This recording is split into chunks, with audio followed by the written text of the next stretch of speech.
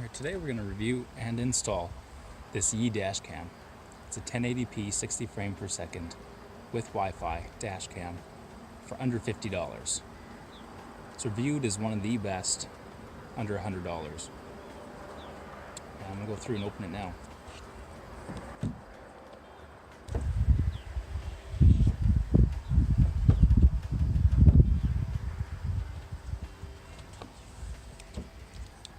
It looks of pretty good quality, nice and simple. Buttons are very simple and easy to use. Feel pretty good. Construction is actually really nice for a very, very cheap camera. It's got a Sony lens, nice plastic body. You got your charging port, 2.7-inch LCD, very easy to use buttons. Micro SD slot. What else do we have? User manuals. This long cable. Should hopefully be long enough. Got the mount with some nice 3M double-sided tape. And they actually give you a power supply.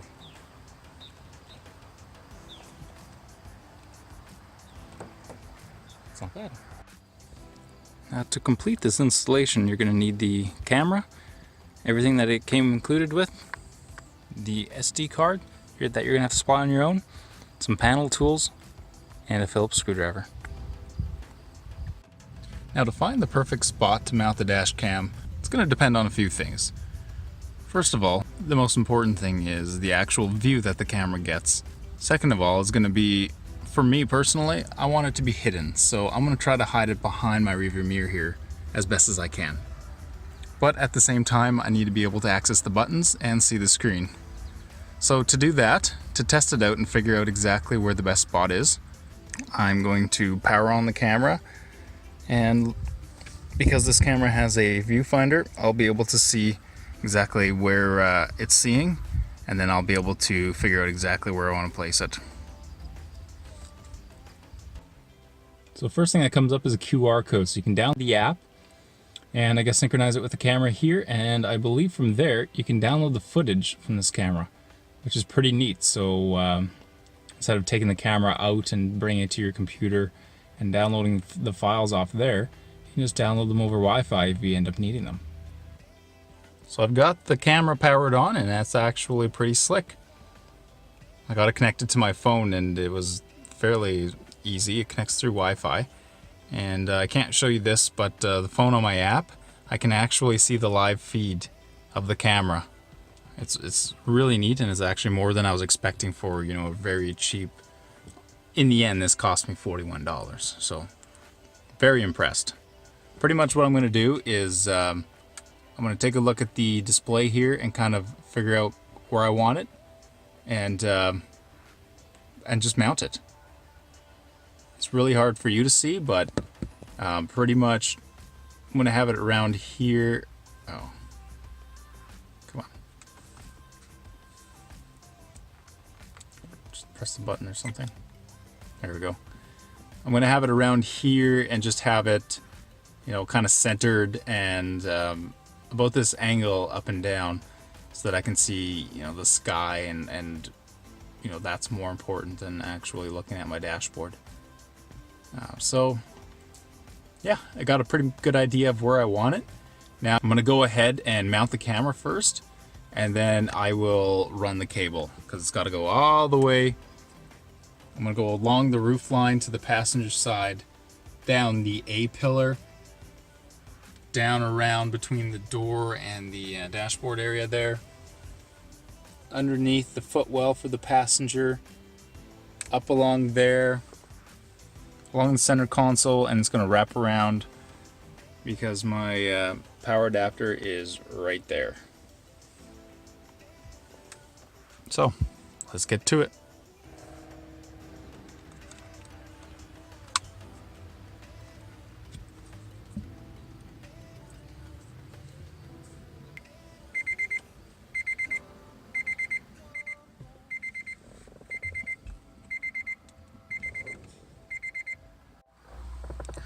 So I'm currently working on the side molding here, getting the wire tucked in between.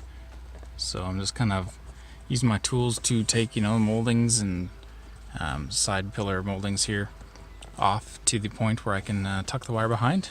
I'm not going to do a very permanent install because I'm going to probably end up selling this car soon, and I'll want to rip the dash cam out when I do. So I've got it tucked up along here.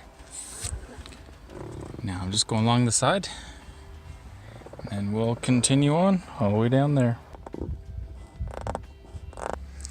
I got the cable run all the way along here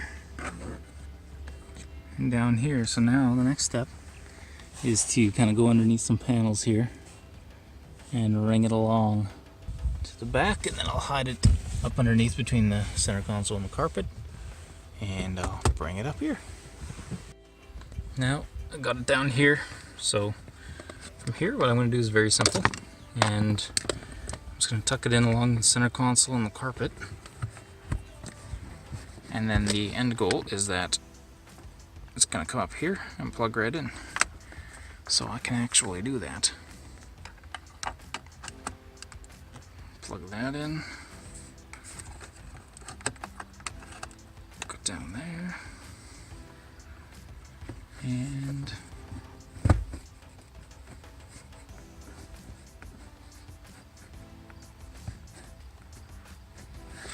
there we go. That doesn't look bad.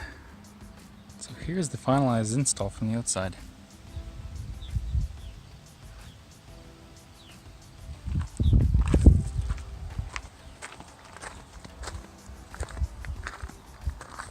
Looking from the front of the car, you can definitely tell there's a cam there.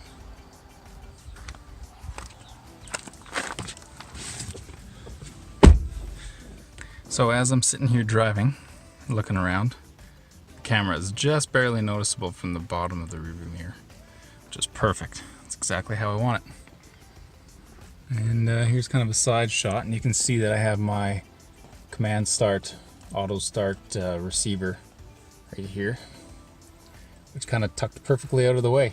And you know what? I think that was a very good install. Very easy, very quick. And you know, it looks good. The wire is hidden everywhere, except where it comes up here, which is fine because I have a horde of other wires because I'm still running a tape player. So I have my tape, 2 auxiliary, 2 Bluetooth, and so I got a mess of wires, so this little one coming up from here is not a big deal. So one of the things to keep in mind that with this specific camera, it needs a class 10 card, and you can see by the little 10 in the bottom left of this card that it is a class 10. I tried another card which I think was a class 4 or something, and that did not work. So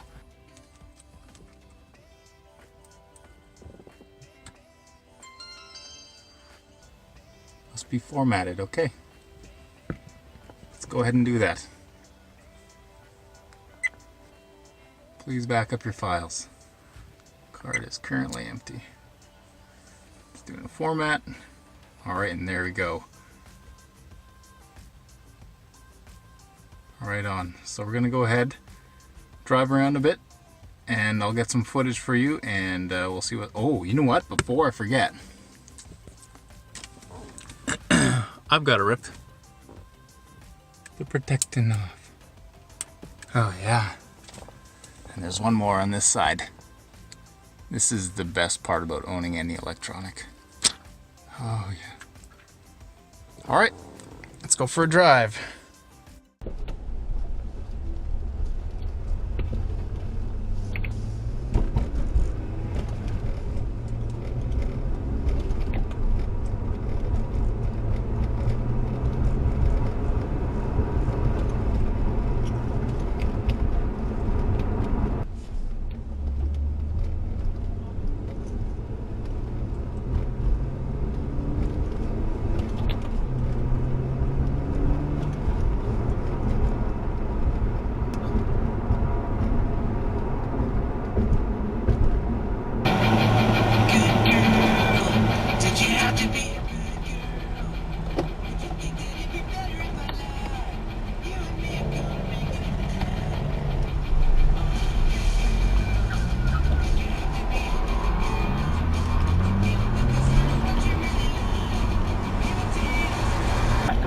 him slightly. How did you find out where he was? Black put one of his claw-like hands inside his robes.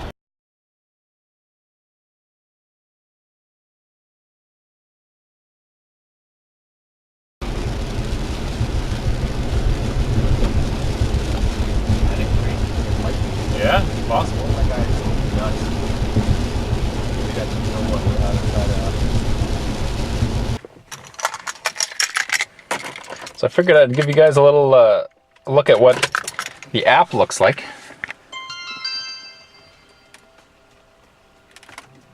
So screen pulls up and you can hardly see it, but it's already in record mode, so that's cool.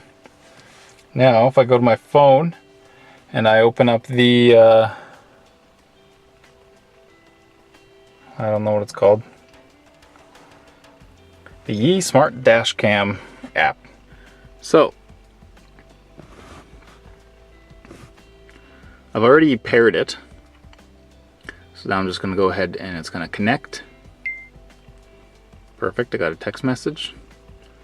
Alright, so I can actually see the live video, and I'll just confirm that. As I'm recording here, I'm going to put my hand in front so you can see my hand. Yeah, so that's kind of cool. That's the first screen it comes up with. And honestly, I haven't gone past this, so I don't know what it does. But SD card, I imagine, yeah, it lets me download the files I was recording, and those are the files that you've already seen. Settings. Okay, so I was recording in 1920 by 1080p at 30 frames per second. So interesting. I can actually go to 2340 by 1296. Huh. That would be 2K, I guess. Interesting. Or I can go 1920 1080 by 60 frames per second. Of course, the higher resolution you go, the less storage you'll get on your SD card. I think I'm going to leave it 1920 by 1080 because the clips did look pretty good. Audio on, G-sensor medium. Honestly, I don't know how much of a difference that makes. Timestamp, of course. Logo watermark. I don't know if I want that. I'll probably turn that off. It's going to communicate with the camera now and make that setting change. Intelligent driving assistant. I'll have to look into that more. Of course, you got some info like firmware version. LCD off in 1 minute. Standby clock display. So you can actually see that standby clock display setting is on, and you can tell that it's just showing the time and the date. Neat. Alright, what else we got? That's about it. Driving report. Yeah, there's some cool functions that I might have to look into more. So what do we got? Got local albums, so that'll be all the files on my SD card. My devices, that's all the cameras that are connected to my phone. And my app. Instruction, probably just service manuals. Store, probably just buy more devices. Cool. Well, for being a very, very cheap dash cam, you know, I ended up paying $45 Canadian for this. I think it's really good quality. The build quality feels really good, as I was showing you guys before, and you know, the video quality looks good. It's user friendly. Everything has been in English and not Chinese or even Chinglish. So that's been really good. The app worked well, which is often a downfall I see of very cheap Chinese stuff. So, you know, all in all, amazing camera for $45. The install was easy, as you guys saw, and I'm really happy with it. And I encourage anyone who's looking for a dash cam to, you know, give these cheap ones a try. Doesn't exactly have to be this Yi dash cam, but you know, try something with good reviews. Make sure that you watch a lot of reviews and read what the pros have to say, and then, you know, use that to make your decision. So thanks a lot for coming along for the ride, and we'll see you guys later.